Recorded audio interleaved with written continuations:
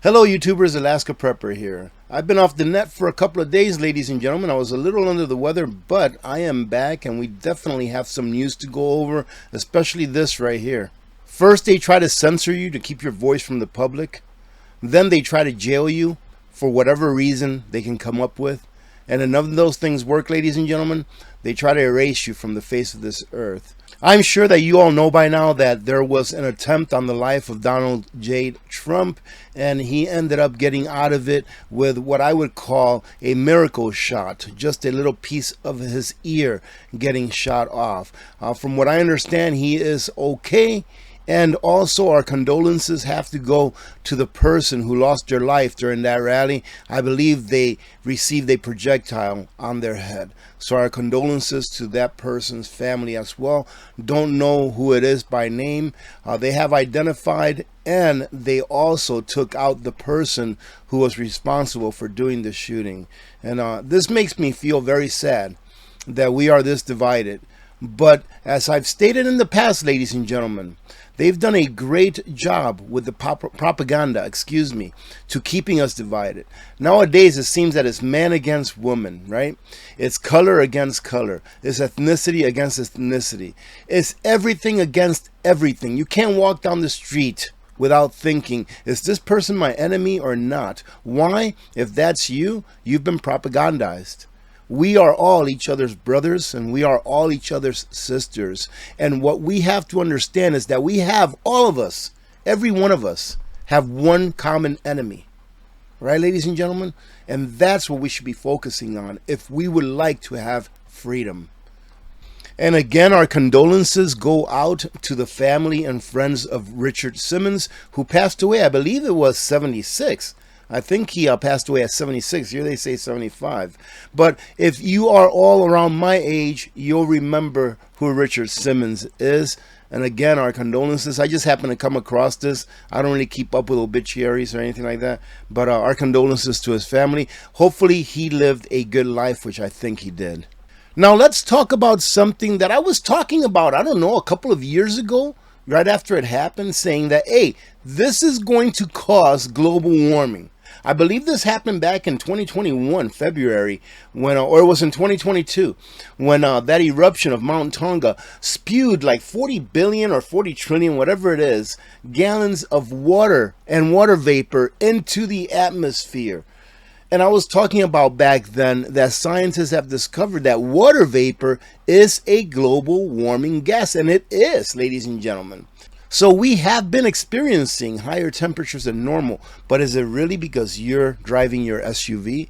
The Tonga volcano contributed to global warming, not cow farts or Taylor Swift's private jet. The massive 2022 eruption of the underwater volcano in Tonga catapulted plumes of soot, water vapor, and sulfur dioxide into the atmosphere, leading to what some are saying is the driving force behind the most recent warming event on Earth. They don't want you to know that it's not you, okay? So we can sit here and acknowledge that, yes, maybe in certain places on the earth it's getting a lot warmer. In certain places there's a lot of flooding and a lot of rain. Imagine what 40 billion, I think it was like 40 trillion. On this article they measure 40 billion, but I think it was 40 trillion gallons of water vapor in the atmosphere does. That which goes up will eventually come back down, ladies and gentlemen. And take a look at this. Why did you delete this? All right, this is the question that this Jack Pozo is asking on this tweet, and this is from Miss Thunberg.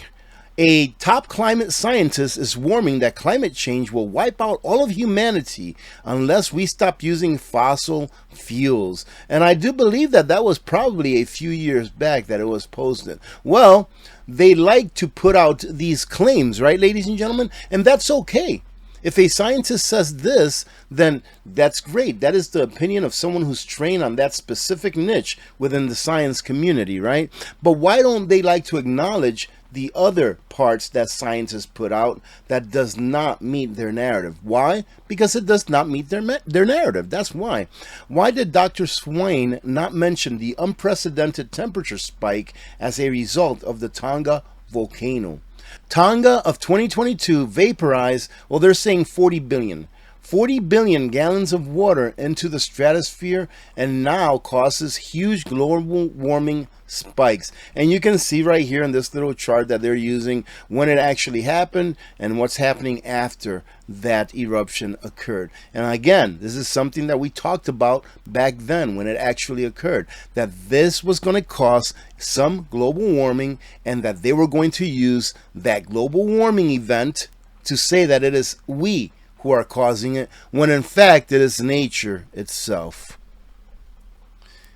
And to finish it off, I would really like to share this tweet from Miss Cat Canada on how global warming has affected the earth and its water levels over the past 22 years or so, because it's been catastrophic, ladies and gentlemen. It says here, quick, give the government all the power and control to implement global communism, because we'll all be underwater in 5 years, is what they've been claiming for decades now. Meanwhile, the water levels, look at this, the water levels from 1984 to 2002.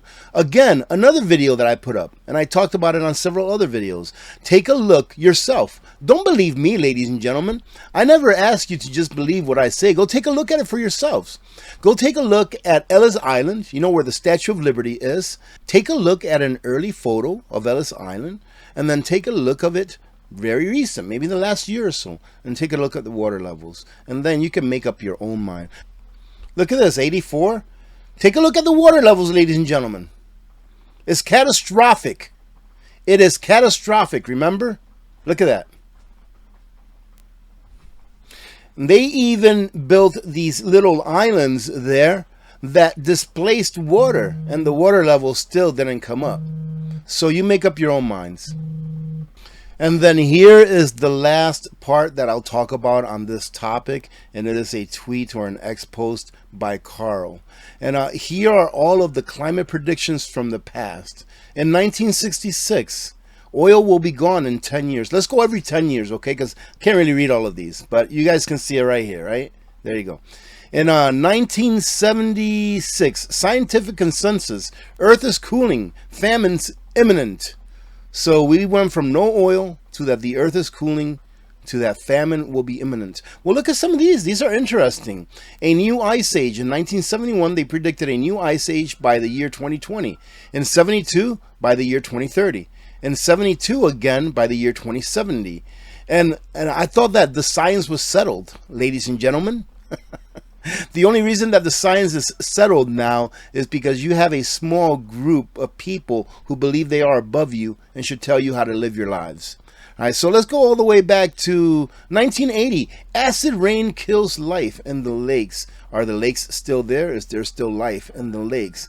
Let's go to 2000. Children will not know what snow is. Do you all remember who said that? I do. The inventor of the internet.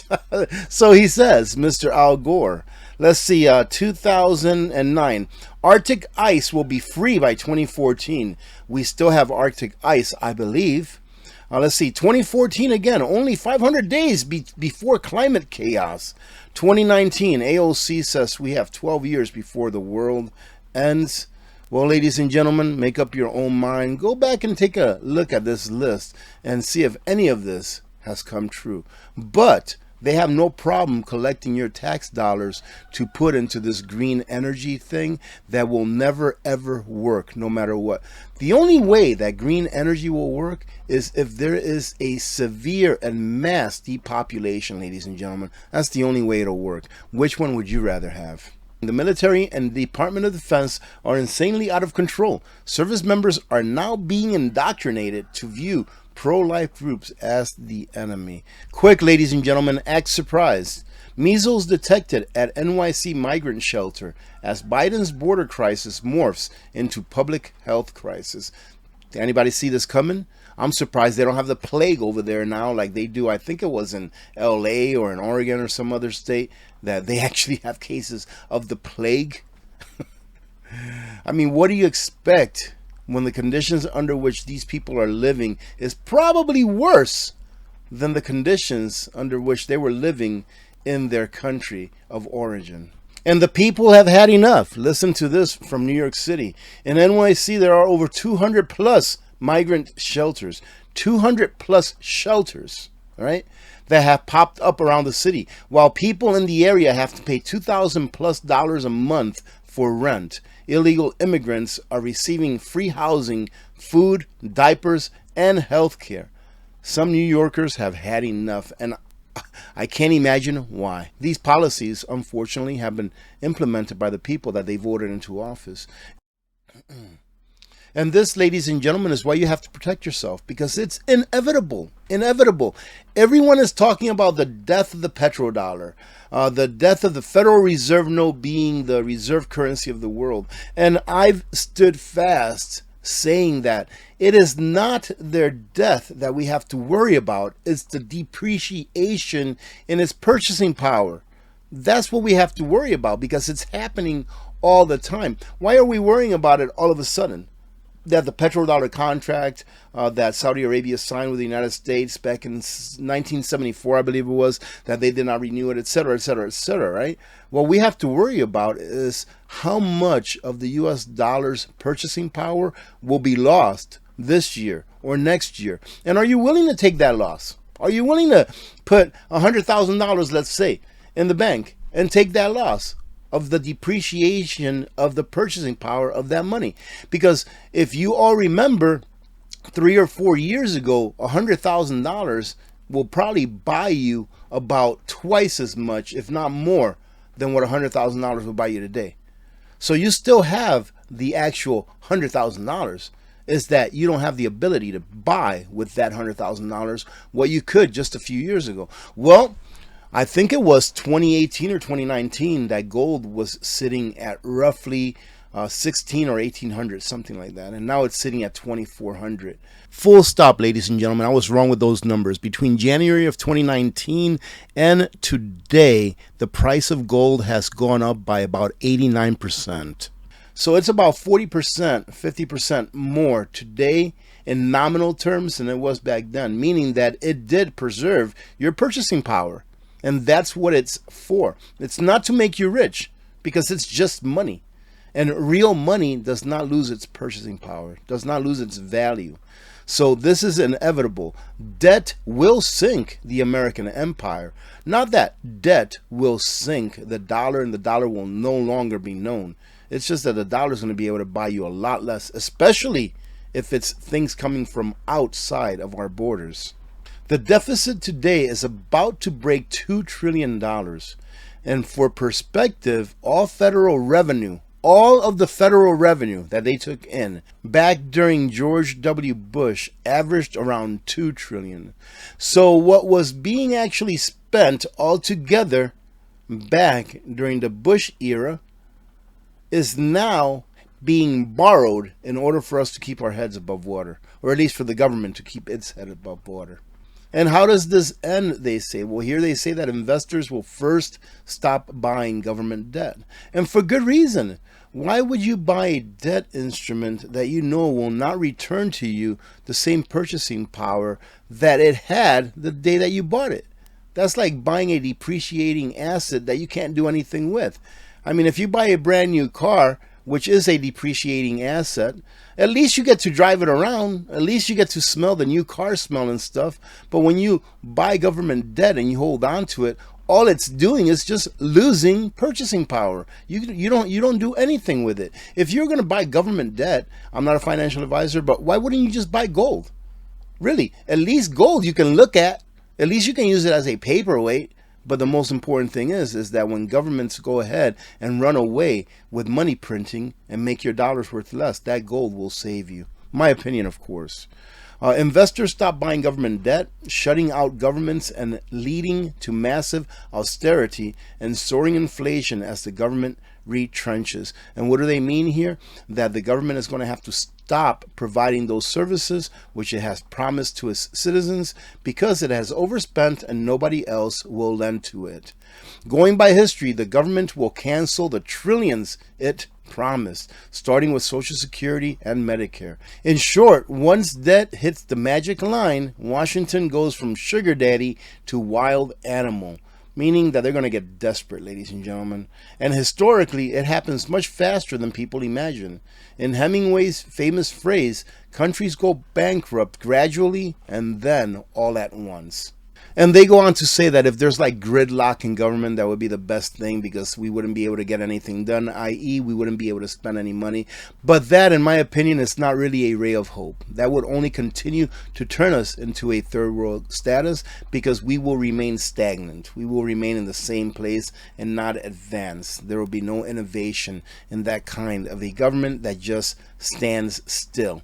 Right? So what do I think, ladies and gentlemen? First of all, I don't even want to talk about the Federal Reserve note. Let's go ahead and change that around.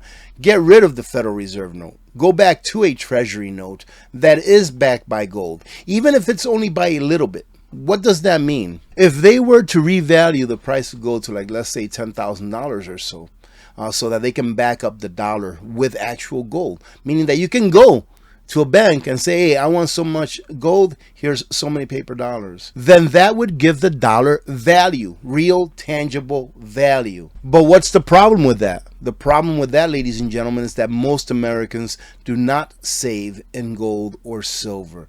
Most Americans haven't even touched an ounce or even a gram of gold and silver in their entire lives, in a monetary form, that is. So most Americans will suffer a great deal with really high inflation, because if you revalue gold to 5 times its present nominal value, that means that pretty much everything else that you go to the store to buy, or gas or whatever, will be revalued at about 5 times more their price. So you'll be looking at $15, $20 a gallon gasoline. You'll be looking at $12, $15 loaves of bread, etc. It will be a very painful and inflationary time in our history, but eventually we will come out of it, and we will come out of it a lot stronger. The best case scenario for the U.S. doing this, for the world that is that since we will have to live within our means, as far as the government I mean, then we will have no more wars. That's the best case scenario.